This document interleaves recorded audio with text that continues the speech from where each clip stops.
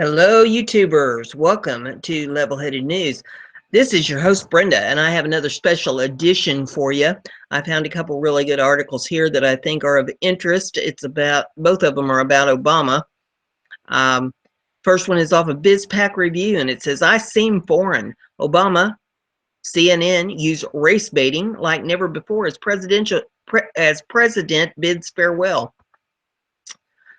Doing its part to help secure President Barack Obama's legacy, CNN aired a special Wednesday night that proved to be every bit as divisive as Obama has been these past 8 years. And the network wasted little time tagging its successor, President-elect Donald Trump, as a racist. The special, The Legacy of Barack Obama, was unbelievably over the top with racial overtones on display, reducing opposition to the policies of the most liberal president in U.S. history to the color of his skin. Targeting whites in southern states, Obama pointed to early controversy over his birth certificate. Are there folks whose primary concern about me has been that I seem foreign to others? Are those who champion the birther movement feeding off the bias? Absolutely, the president said. No sooner had Obama uttered the words did CNN run a clip of Trump talking about the birth certificate, followed by a clip of former Obama senior advisor David Axelrod, now a political commentator for CNN, insisting the birther movement has roots in racism. And there is a clip of that in this video, or in this URL, if you want to pull that up and take a look at it. All of my URLs are always listed in the descriptions of my videos for you to be able to peruse at your leisure. And the article goes on and says the reaction on social media was summed up nicely by one user who asked, "Really? The race card again?" Here's a sampling of response from Twitter, and there's several of them here. I'll read you a couple. One says, CNN, this piece uses more race baiting more than anything I've ever seen. Basically, everyone who disagreed with him is a racist. Another one down here says, must be so embarrassing working for CNN, working 24/7 promoting anger and division. What if you worked to unite the country? And there's a whole list of them if you want to pull them up and take a look at the responses they got. The next article I have is off the Daily Caller, and it says, on Obama's nod, major defense contractors plan to build jets in India. The Obama administration gave the defense industry the go-ahead on plans to build classic American fighter jets in India. With the support of the current administration, both Lockheed Martin and Boeing have been in talks with the Indian government to build F-16 Fighting Falcon and the F-A-18 Super Hornet for the Indian Air Force in India, according to Washington Post.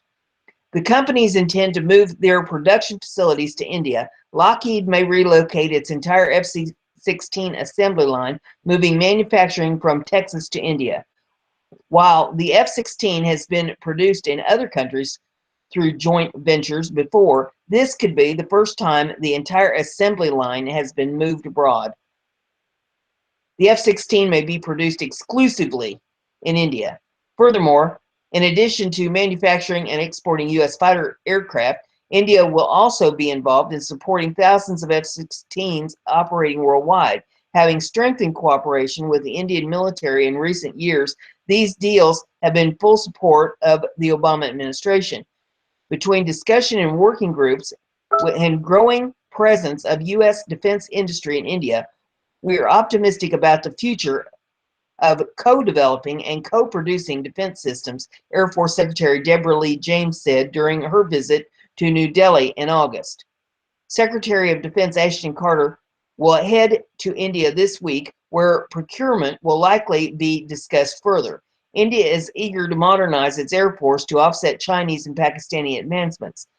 The deals are expected to boost the Made in India initiative at a time when President-elect Donald Trump is fighting to make America great again and keep jobs in the U.S.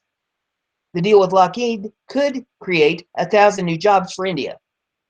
The U.S. is going to substantially reduce taxes and regulations on businesses, but any business that leaves our country for another country, fires its employees, builds a new factory or plant in another country, and then thinks it will sell its products back to the U.S. without retribution or consequence is wrong, Trump tweeted on Sunday.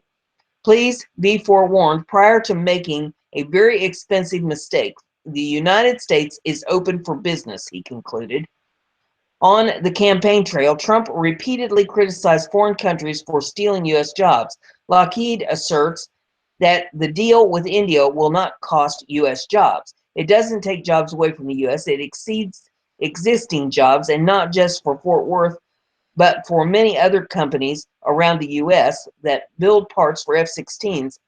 Randy Howard, the Director of Business Development for Lockheed's Integrated Fighter Group, told the Washington Post.